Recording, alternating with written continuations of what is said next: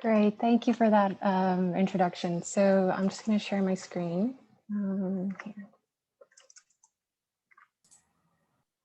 All right. So thank you all for coming. So today I'm going to present some research on women and gender differences in altruism and overconfidence. This is some joint work with Oriana, Nidhi, and Barbara. And as Rita mentioned, all of them are here, so they'll be really open to answering your questions in the Q&A later. So to understand the motivation behind this topic, I think it's really important to realize that despite large changes and improvements over the past century, we still see large gender disparities in labor market outcomes in virtually all countries around the world. So if we focus in on the UK, we see that in 2020, women were still paid 15.5% less than men. The issue with this is it's not immediately clear why we see these disparities. So if we focus on the UK, we see that actually women outperform men in educational attainments. And if we just look at the stats from last year, they have higher average qualifications, and they also make up a higher proportion of people in higher education. But even if we condition on the fact that people graduate, we see that even 1 year post-graduation, and we look at the median salaries, there's already a gender gap in the pay. There's already a gender gap in the pay, and this gender gap in pay is increasing to 24% even 10 years post-graduation. So a question that we might have that comes from this is basically trying to think about why we actually see these disparities.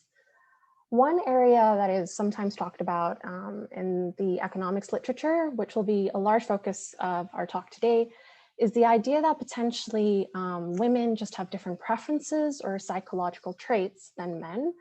And these psychological traits are potentially linked to differential labor market success, particularly in high-paying jobs. So there's questions around, are women more risk-averse than men? Are women more altruistic? Are they less confident? And there's a whole bunch of literature from lab experiments trying to disentangle differences in these traits. Understanding kind of the extent to which there are these differences in preferences is really important for policy. On the one hand, if we think it really is a matter of gender differences in preferences, then the argument would be that basically if we wanted to dismantle or ruin, bridge this gap between these disparities, all we need would be for women to change these preferences or potentially change the way they act. So here you can see some examples of like news articles that I've pulled up. And there's common theme when we're looking at the advice that you give to women that kind of come along this preferences argument. So on the left, we see this idea that there's arguments that potentially to dismantle the gender differences in, say, promotion, women just need to be more confident. They need to self-promote more. They need to put themselves up for promotion. And on the right, we also have this narrative that potentially women are just being too nice. They're too caring, and it just means that these qualities are kind of holding them back at work.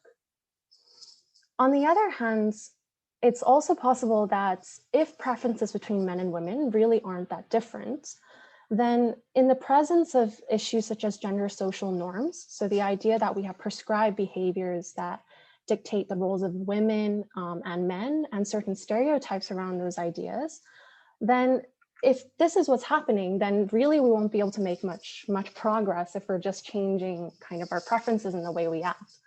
So we do see some evidence of this when we're just looking at the media. Like this is an example of an advertisement that came out from the government on stay home and save lives for COVID. And you see here, when you look at the 4 individual houses, all the women depicted on here are doing very stereotypical kind of care roles, where here there's people, they're cleaning, they're taking care of the children, and the only man that shows up on this entire advertisement is watching TV. So the point here is that even if we don't, if the issue isn't, if it is an issue of social norms, then even if we changed our preferences, really, there's not really going to be much progress in terms of labor market outcomes. So what do we do in this project? There's two main things. The first thing we do is we try to look at this literature and we ask economists what they actually think the literature says about gender differences in altruism and gender differences in overconfidence. And we survey 342 academic economists. The second thing we do is we basically then try to map that with the literature, and we try to say and look at what does the economics literature actually say about these preferences. So like I alluded to earlier, we have a whole bunch of lab experiments trying to measure altruism, a whole bunch of experiments trying to measure overconfidence. And so what we try to do here is we try to aggregate these findings and say, what is it that we can learn overall from these findings? And when we try to map it up with this first step of looking at what economists actually believe, do we think these two things actually map and kind of correspond to one another?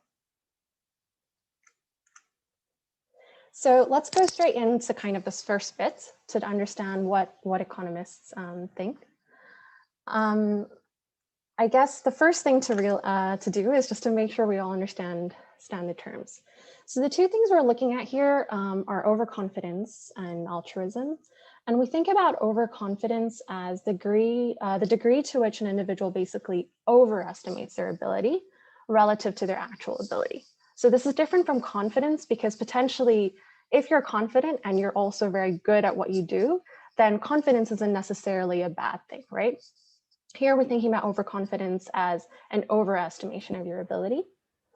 And altruism is this idea that potentially you have this selfless concern for the well-being of others. So before we kind of go into our findings, I want to kind of do a quick survey to kind of see what you think. So what are your priors on gender differences in altruism and overconfidence? And the way I will try to do that is through this survey. So what you have to do, let's first understand this graph. So this graph here on the x-axis, we have women, and this side, it's super underconfident. On the right-hand side, very overconfident. And on the y-axis, we have men being way overconfident and really underconfident, kind of on the bottom. So if you just go to, the menti.com on top and enter the code, you should be able to place a marker on where you think men and women place on each, on these quadrants. So I'll start a countdown of 1 minute to give you some time to do that.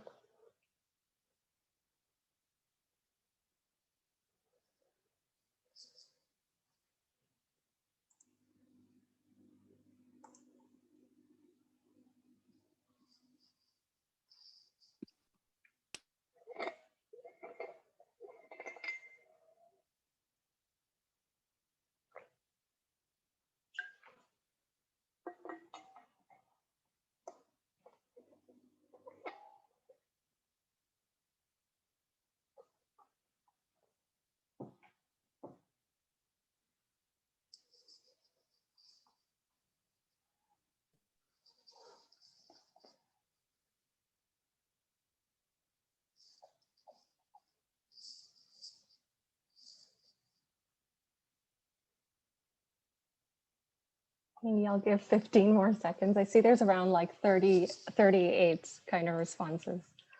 So just 15 more seconds and then I'll move on.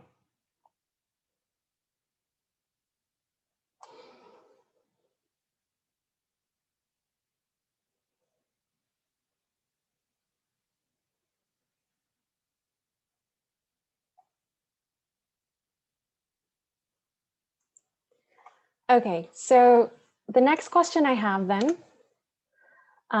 is whether it's basically to ask you to do the same thing with altruism. So similar to the previous graph, we have on the right-hand side, very, very altruistic. And here, this is the other extreme of being selfish. And then on the y-axis, it's the same, but with men. So I'll start another countdown for 1 minute.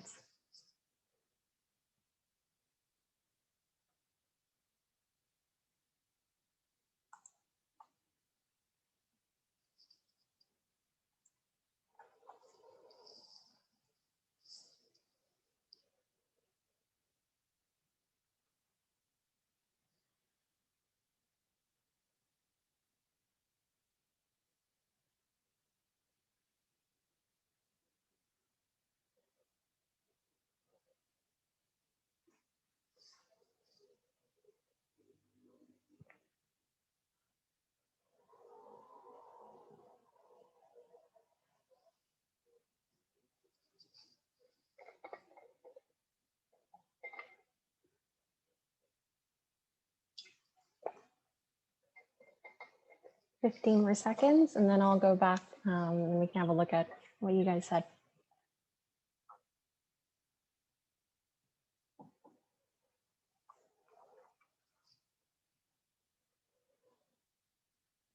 Great. So let's have a look at what you all predicted. So if we show the results here, this is actually quite interesting. So it seems to be that most people, there were most points kind of placed around this quadrant here, where most people they seem to think that women tend to be underconfident and men tend to be more overconfident.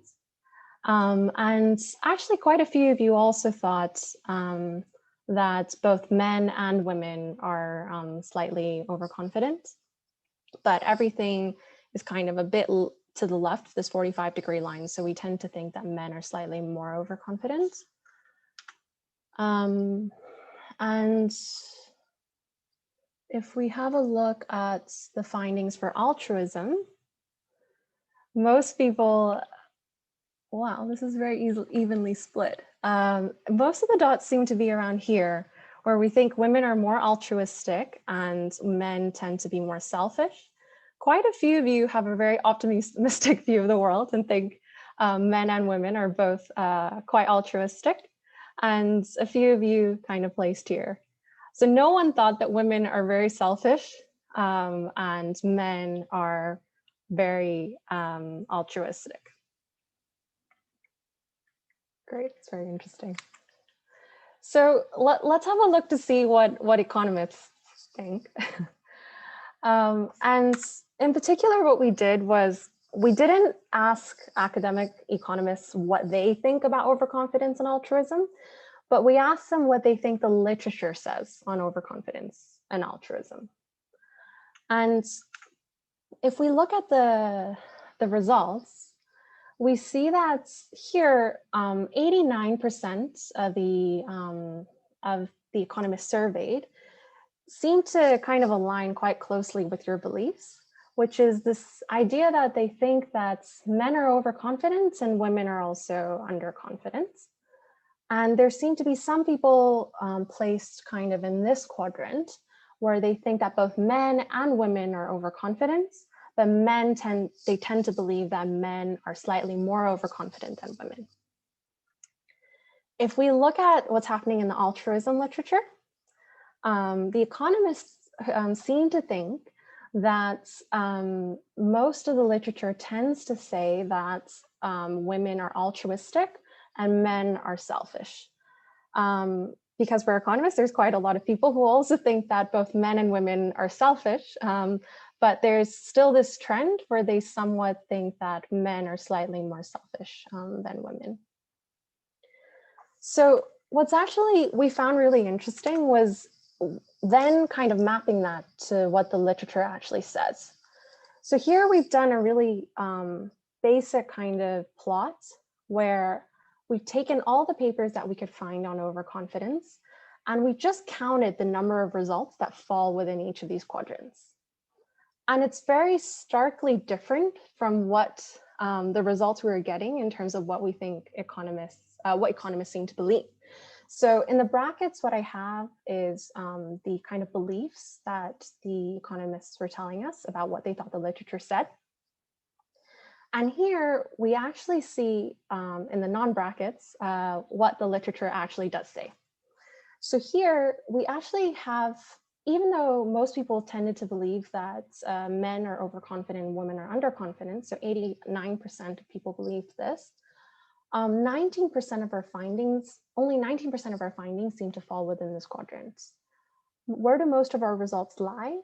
They tend to lie kind of in this quadrant here, where actually both men and women are overconfident.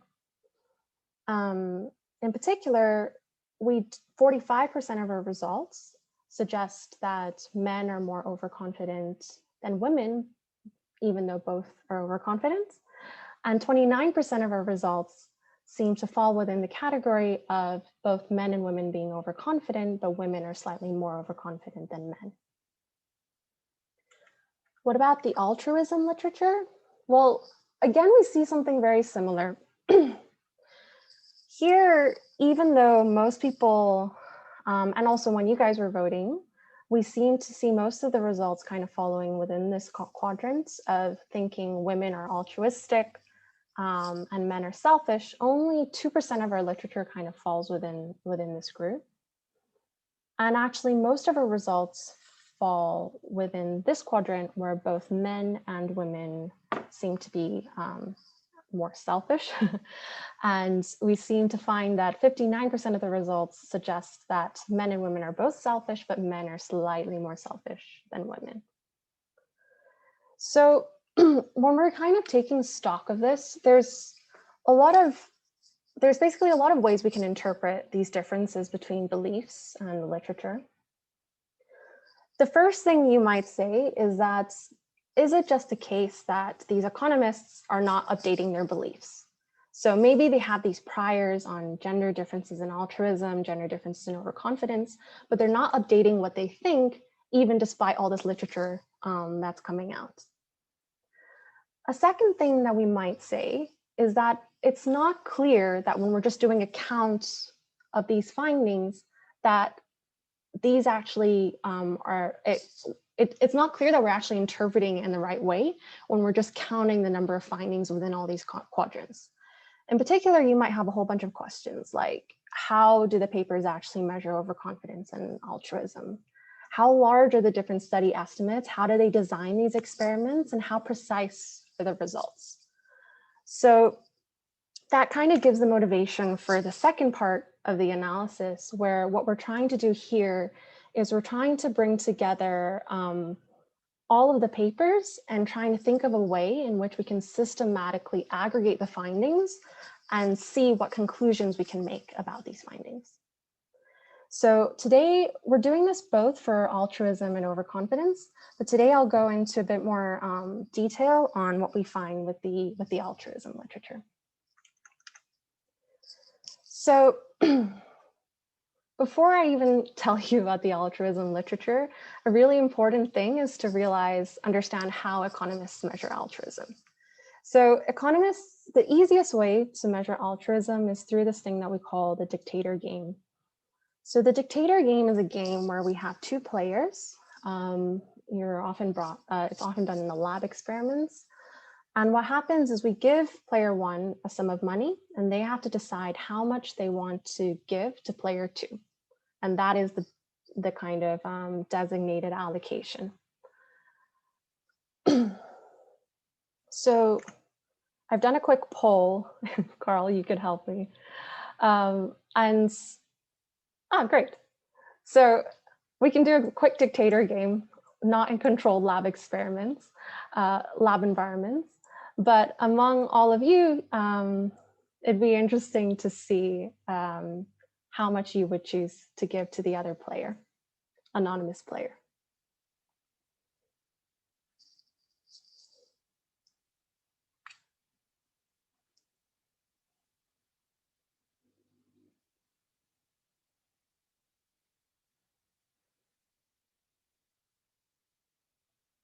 Maybe I'll give 15 more seconds to give everyone a chance to vote.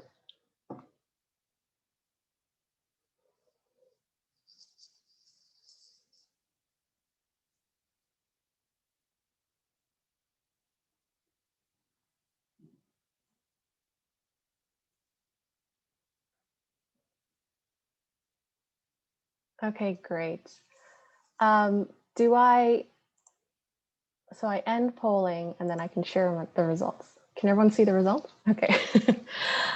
So this is a very kind group of people where actually 40% of you said you would give half to the second player. 21% said 0. 21% also said around 3 to 4 pounds.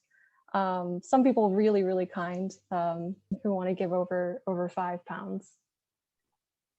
So actually, if we look at, so basically there's been hundreds and hundreds of Dictator games run since the 1980s, 90s when they started. And if essentially it gives us a really good way to measure altruistic preferences. Because essentially, if you were rational and purely self-interested agents, you would have no incentive to give any money to the second player because they're anonymous. You'd probably never meet them again. And essentially, it's only purely rational to basically maximize your own payoff by keeping the whole 10 pounds. So a positive donation is basically interpreted as this idea of having a little, some level of altruistic preferences. And we actually have a group of very altruistic people because out of the literature, the average donation tends to be around £2.85 or 28%, 28.5% of kind of the size of the pie. So what we do with our data is we basically collect data on gender differences in Dictator game giving from all published and working papers that give us this breakdown since 1990. What we end up with is 100 experiments, which represents over 20,000 allocation decisions.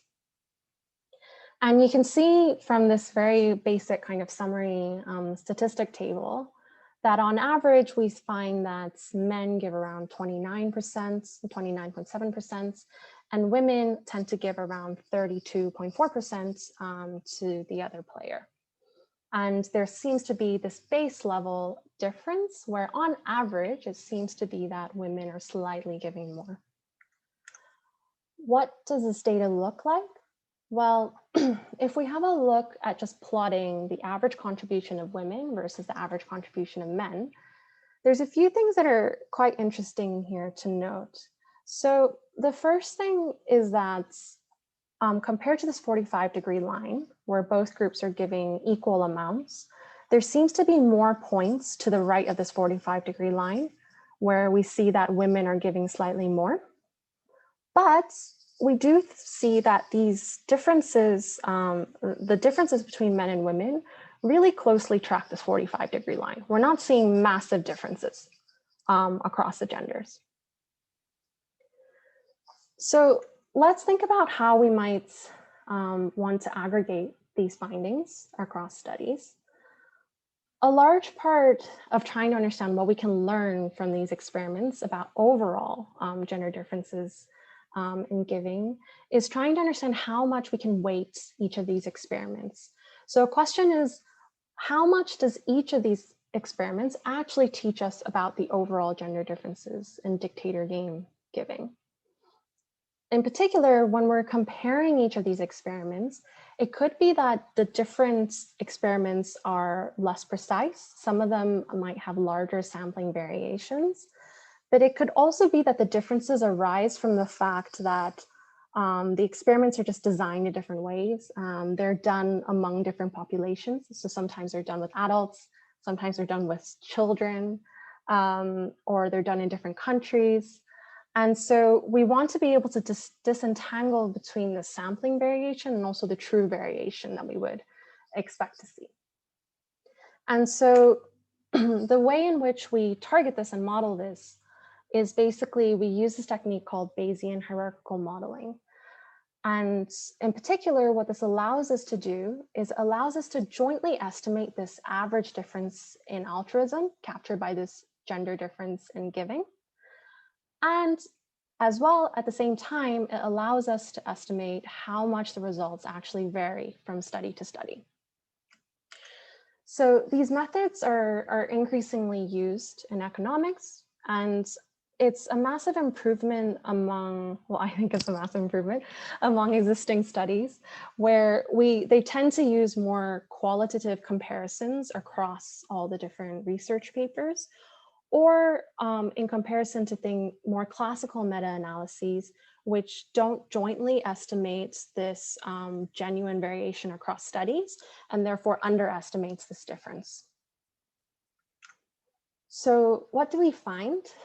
When we use this, a Bayesian hierarchical model, what we actually find is that women donate around 3.2 percentage points more than men.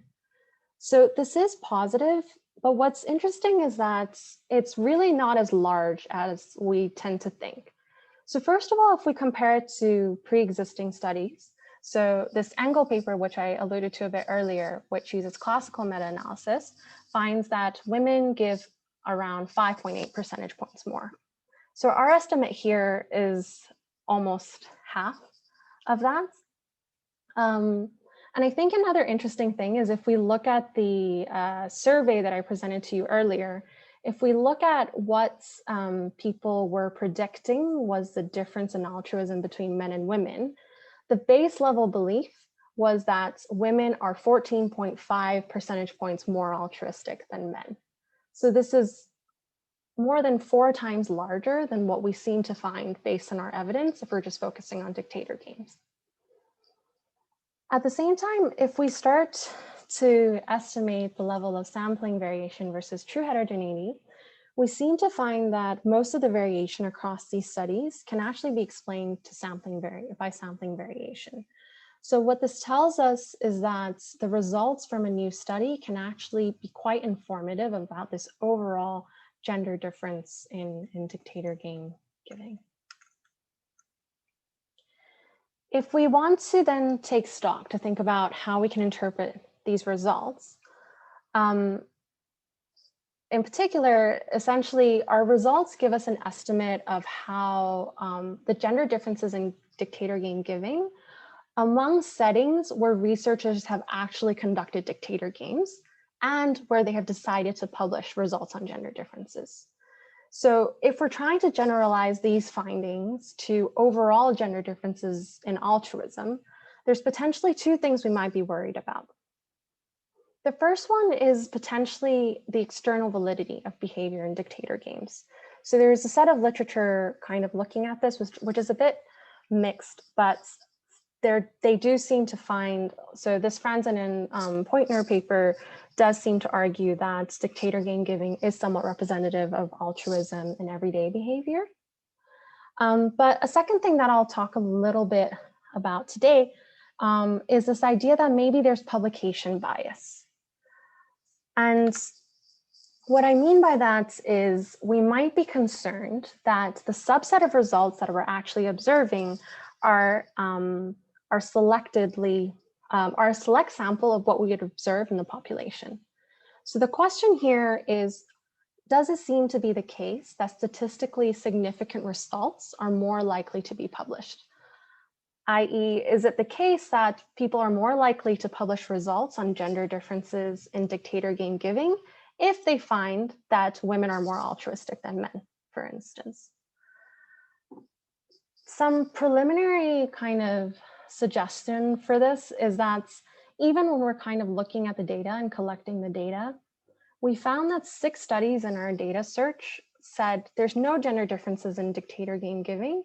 And then as a result, they often don't report any standard errors, or they don't even report the gender differences. They just say there's no differences, so therefore we're not going to report the summary statistics. So if this is a systematic concern, we would be worried that this average kind of effect that we're extrapolating from our sample is not representative of the population and how we think the population would act. So a very quick way to look at this is basically to plot the distribution of studies and their standard errors.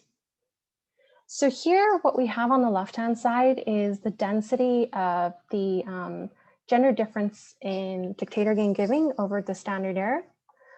And what we see here in the dotted lines is the amount that the kind of t-stat that would be needed for it to be significant at the 5% level.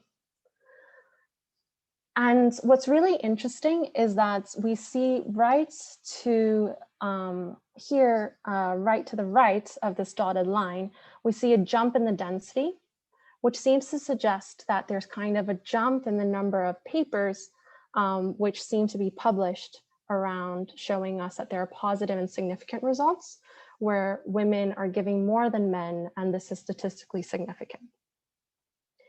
We can see this again, kind of by what we call a funnel plot, where these dotted lines are again showing where to the right, any observations to the right are basically statistically significant again at the 5% level. And again, we see here, there's kind of a bunching around this positive side to the right of this dotted line in terms of the number of studies that we do actually see. So it does seem to be taken together. It does seem to be that there's kind of differential publication of results that find that women are more altruistic, and this is statistically significant.